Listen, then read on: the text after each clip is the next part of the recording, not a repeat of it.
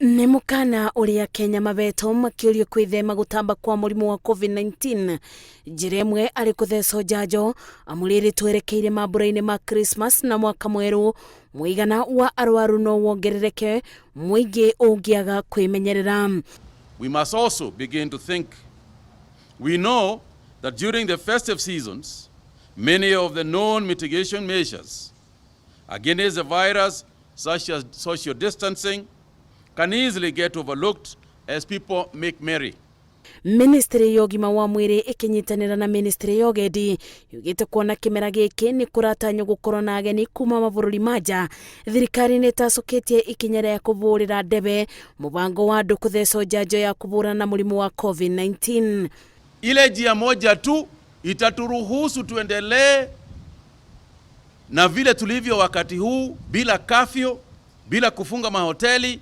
Ni lazima tuchukue vaccines, ni lazima tudungwe na hii vaccine ndio uchumi wetu uenee.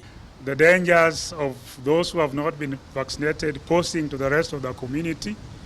Of course, the danger of them getting the infection, severe disease leading to hospitalization and actual deaths.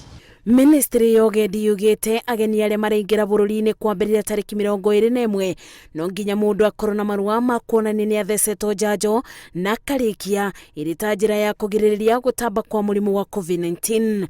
All facilities, both hospitality and travel, will require every person entering, being admitted, to have fully vaccinated certificates. And they're all digital, so it's easy to recognize. Mkenya akitaka kwenda pali pengine lazima aonyeshe certificate. Kwa hivyo hata wale wageni watakuja na tunataka wageni wengi waje, ni lazima pia wanaonyesha ya kwamba they are fully vaccinated.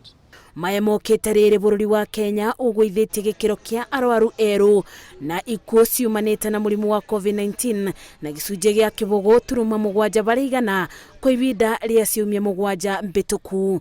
Ngĩribotera Inooro TV, njĩtagwo Masi wa Ndia wa Mũrĩithi.